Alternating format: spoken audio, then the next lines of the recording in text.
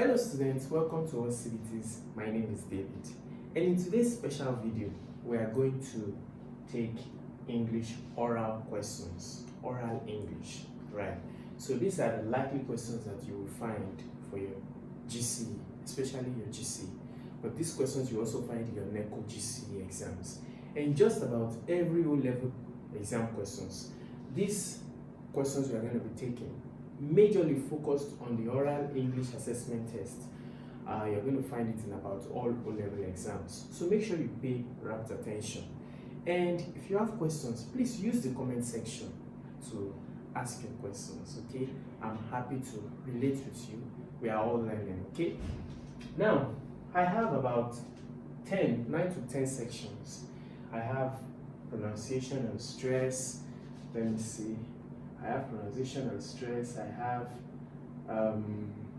stress patterns. So I'm going to be giving you some examples on stress patterns. I'll use those examples to explain stress patterns. And then I have vowel and consonant sounds. So we're going to be looking at some vowel and consonant sounds. How do you pronounce words? These are likely questions that you will encounter. Even if these questions don't come exactly as these, they will come very close, very similar. So once you already have the idea of these questions, you do well. Then we have section 4, which is on dialogue practice. Okay, I won't go into it now until we get to that section. Then we have another social etiquette and cultural sensitivity. You'll be tested. Some questions will come out from this section, right? And then 6, cultural affairs and public speaking, right? So discourse, that's where you begin to see questions as discourse. So when you see questions as discourse, how do you articulate your thoughts and put it on paper? We're going to go into that. And then 7, expression of emotions and feeling. I saw a lot of these questions when I was going through the past questions. How would you express feeling? How will you express dissatisfaction? How will you express approval? So you might be said in 100 words, how would you express this? So that's what we're going to check. And then section 8, problem solving and scenario based questions. Yeah, if your car broke down, blah blah blah, how do you get help? And then section 9, okay. Oh, I only had 8 sections, so I only have 8 sections for you.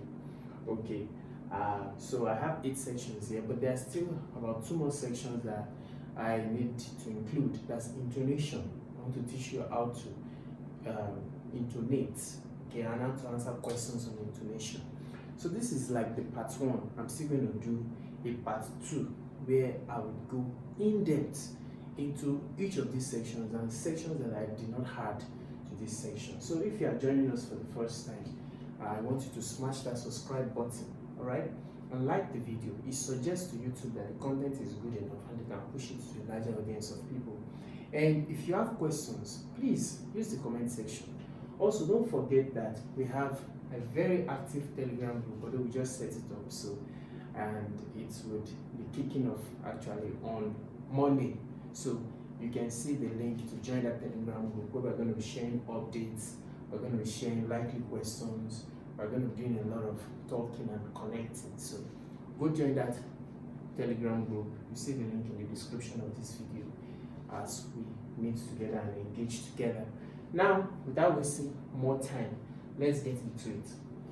So this is the first section, section 1, pronunciation and stress. How do you pronounce words correctly? And where is the stress on words? This kind of questions okay, let's just get into it. Question 1, pronounce the word. When you see this word, you just call it environment, right? And use it in a sentence. So you may be asked to write this word based on how, to rewrite this word based on how it is correctly pronounced. Environment. And where is the stress? Where is the stress on environment? And to use it in a sentence. You see, that's like a lot of questions in one. So now environment is pronounced as this. Environment.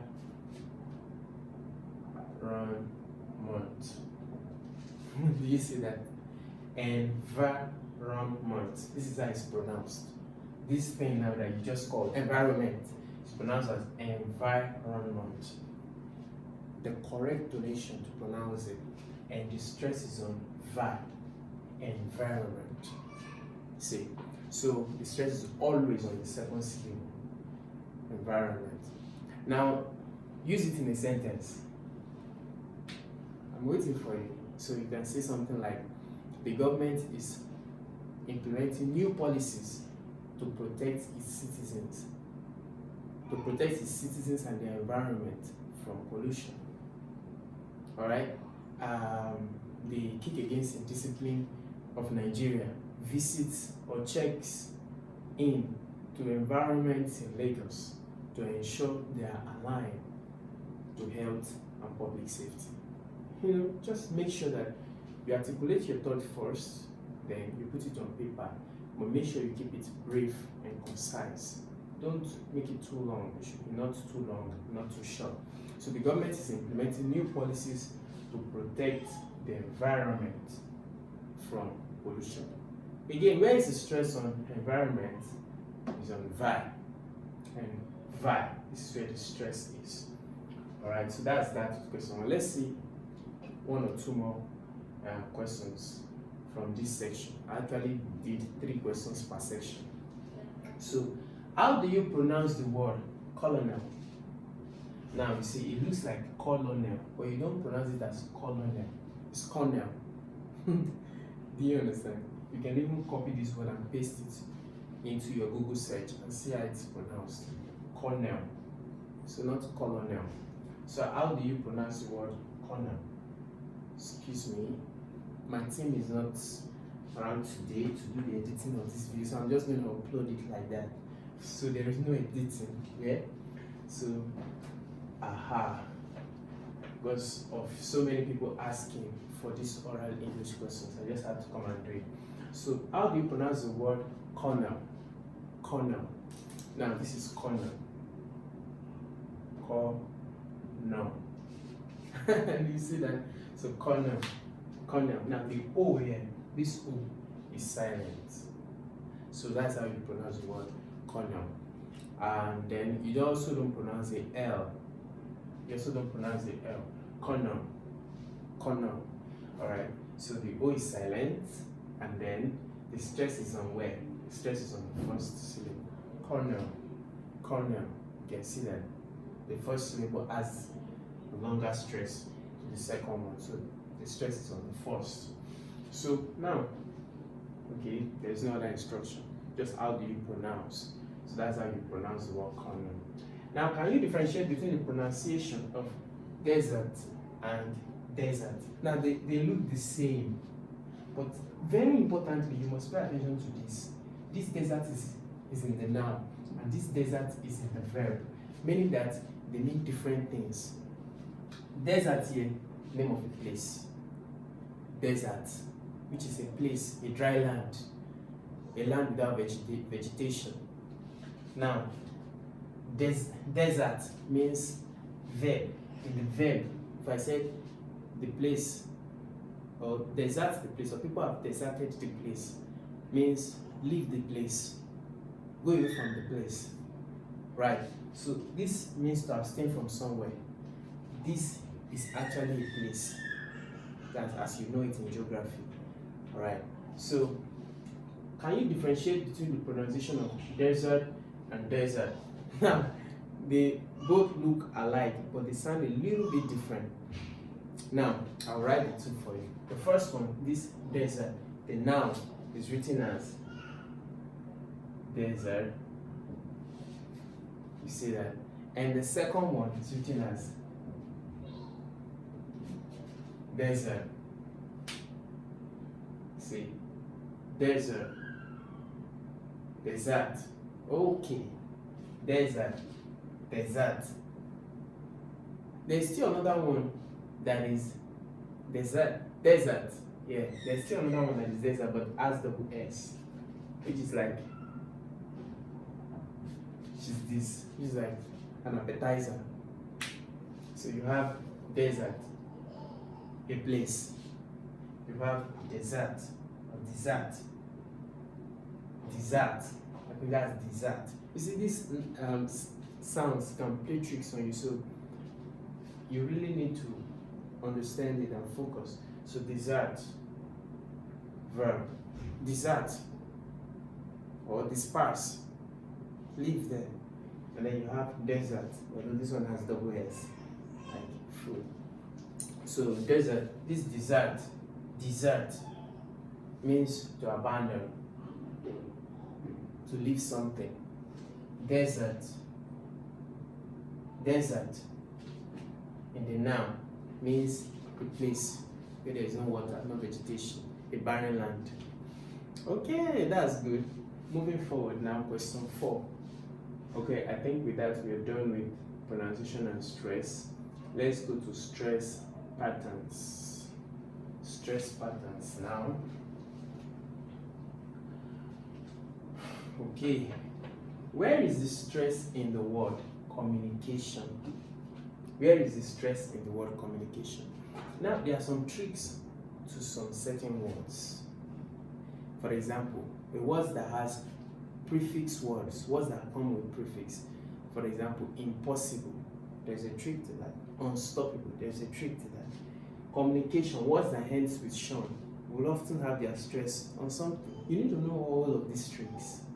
Maybe not tricks, they're just rules. So that when you meet them in the exam, you may not even need to dwell on them a lot before you can pick the answer. So the stress for communication is always on the communication. Communication is always on the third syllable. Communication. So communication. If the word is five syllabic words, communication, and hence with shun, the stress would most likely be on the fourth syllable. That's your role. Communication. Now, identify the stressed syllable in the word unbelievable. Unbelievable. Identify the stressed syllable in the word unbelievable. The same thing with this one. Unbelievable. The stress is on the fourth. Unbelievable. You know, there is this funny way my school teacher taught me in SS1, SS2. It says for unbelievable as this, you can say unbelievable. Then you can go unbelievable. It doesn't work all the time, but it does work if you don't know the answer. It will work for you. So unbelievable. Now in this context, putting the stress on the fourth syllable, that would be unbelievable, which is correct. If I put it on the fifth one, it will be unbelievable. It's not correct. If I put it on the second one, it will be unbelievable. It's not correct. If I put it on the third one, it will be unbelievable. Even when you can see that I'm still dragging the stress from the third into the fourth, because the stress actually is on the fourth. It's dominant on the fourth. So unbelievable.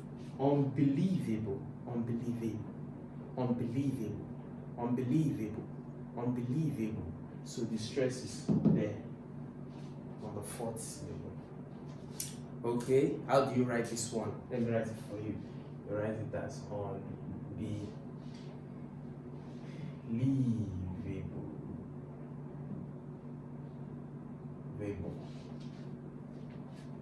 Unbelievable.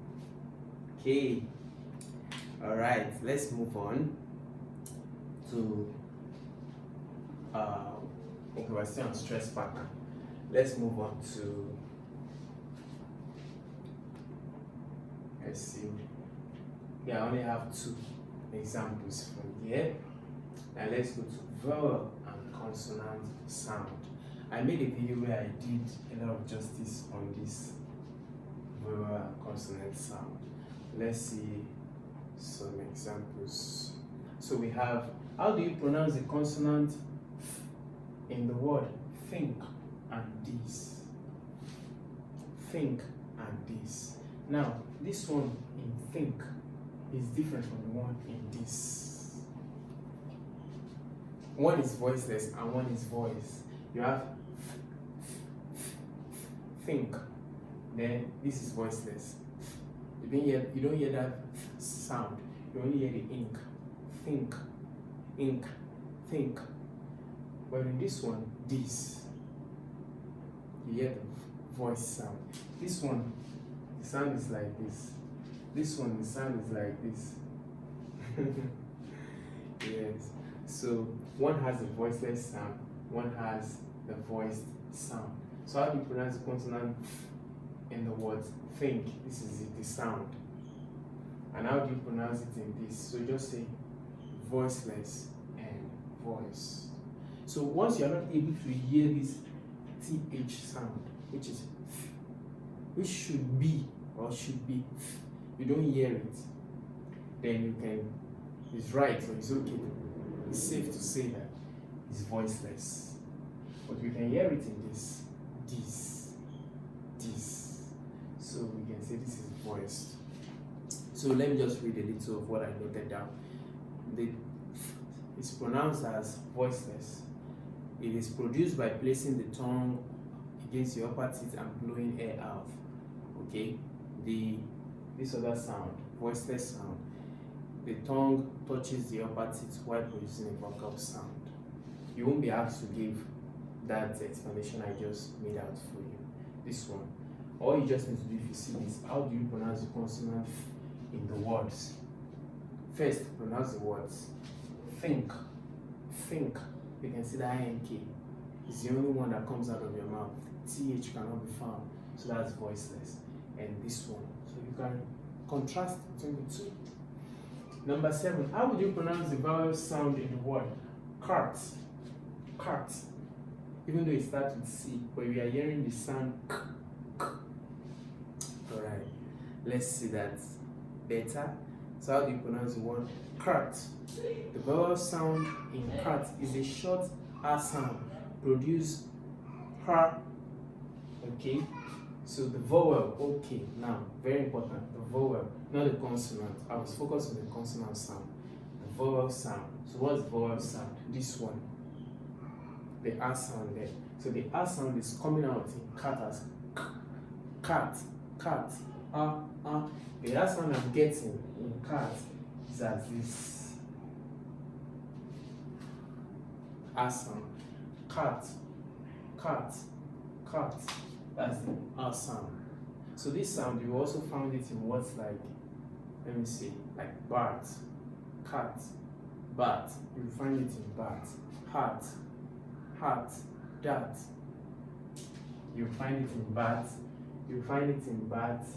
You find it in hat, dat, hat. You find it in these two. Exactly those two.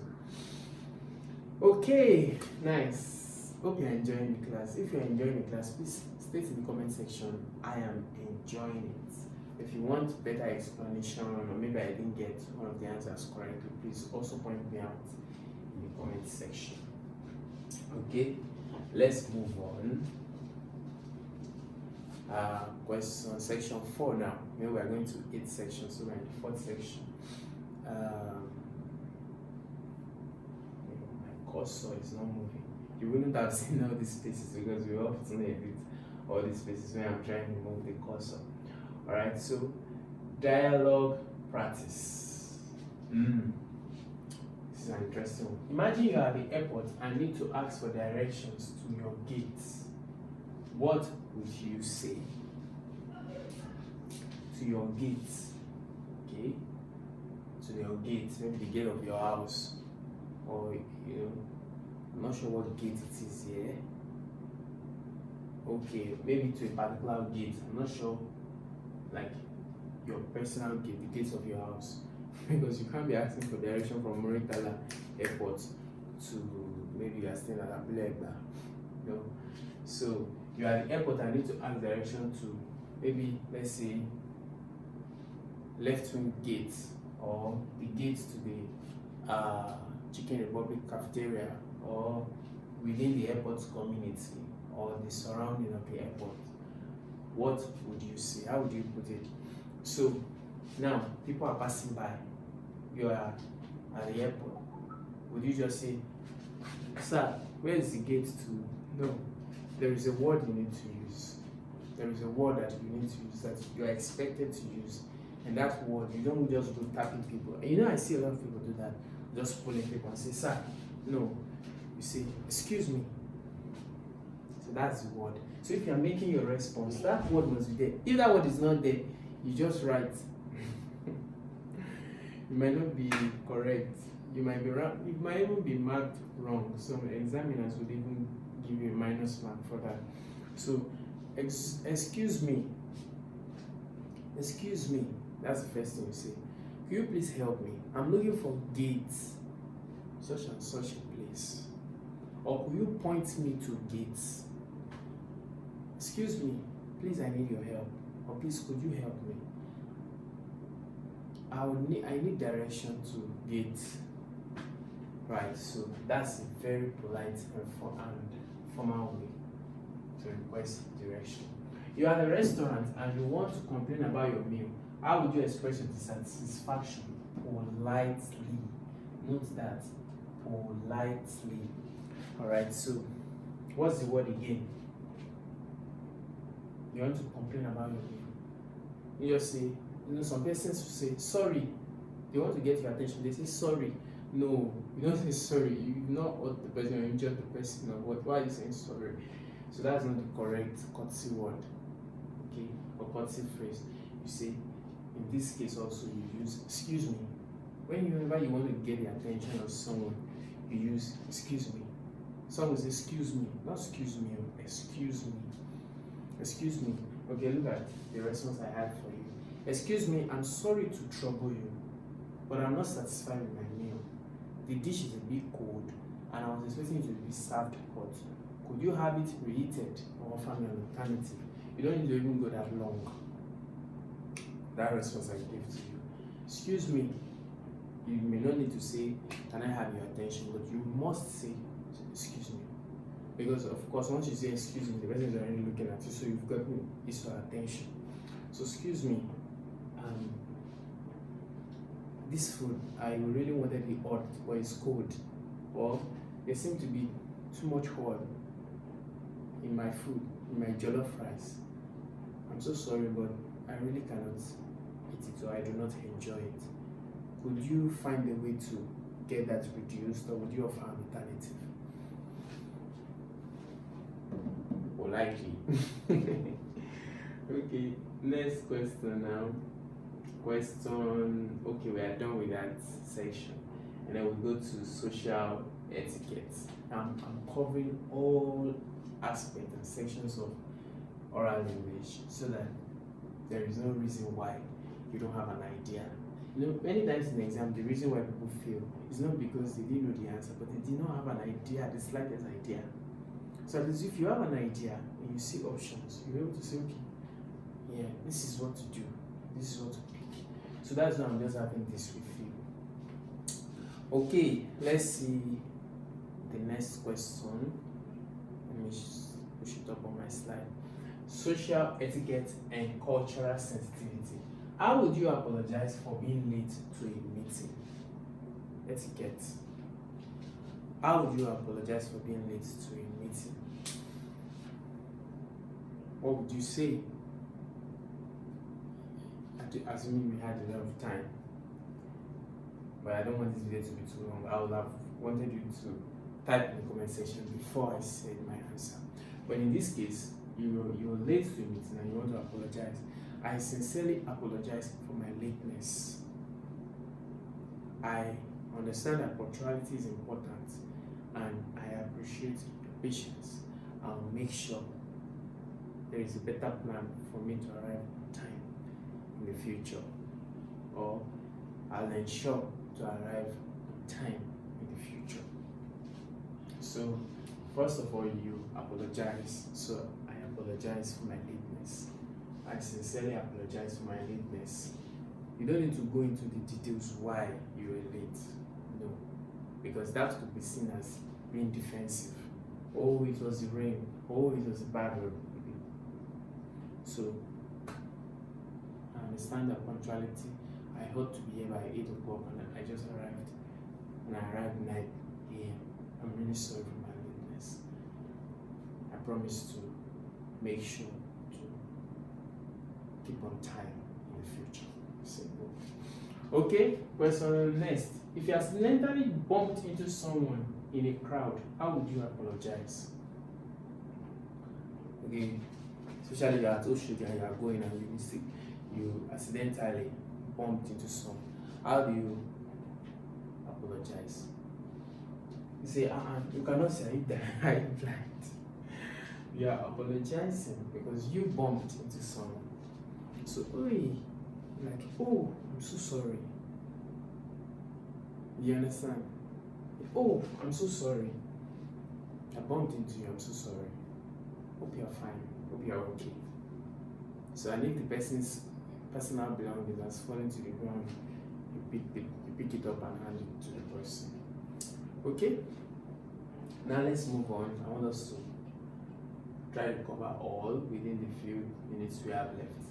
Number 6 now. Cultural, current affairs, and public speaking. Describe your opinion on the impact of social media on youth today. Now this is what description essay or description analysis. What is your opinion? You are being asked your own thoughts, your opinion on the impact of social media on youth today. Now before you write this, please articulate your thoughts first. What do I want to write? So that you don't mess up your answer booklet. Right? Because examiners like neat booklets. So what I want to write within a few seconds, okay? Then you don't just go to say, oh, social media is bad. That's your own opinion. No. There is nothing that has a bad side that doesn't have a good side, and vice versa. So first thing you want to talk about is the good. In a short introduction, then praise the positive side of social media, because if not for social media, you probably won't be watching me now. Then you now go to the bad side. Then you now come to your conclusion. Let me give you an example. Social media has both positive and negative impacts on youth. On one hand, it allows for greater communication and social awareness. Many people use social media to stay connected with friends. However, it also has its downsides, such as exposure to cyberbullying, misinformation, and pressure to conform to unrealistic standards. It is important for young people to use social media responsibly. So, you might be given in 50 words, in 100 words, so ensure that you stay within it. So the first thing, intro to social media, discuss the positive side. If you want to make your point on the negative side, then dwell on your point. After you stop very briefly on the positive side, and then you come to your conclusion. Okay. Next, describe how the use of technology is changing education in schools. Right. So this also has positive and negative side. So based on the little explanation I've given you, you'll be able to answer that, right? Good. So that we don't take more time, let's go to another section. Expression of emotions and feeling. How would you express disappointment if your friend didn't show up for a meeting? How would you express disappointment? So probably you put a call across, or you send a letter or a note, and this is what you say. I'm really disappointed that you couldn't make it. I was looking forward to our meeting and I set aside time for it. I understand that things can come up, but I would appreciate if we could reschedule. Or I would appreciate if you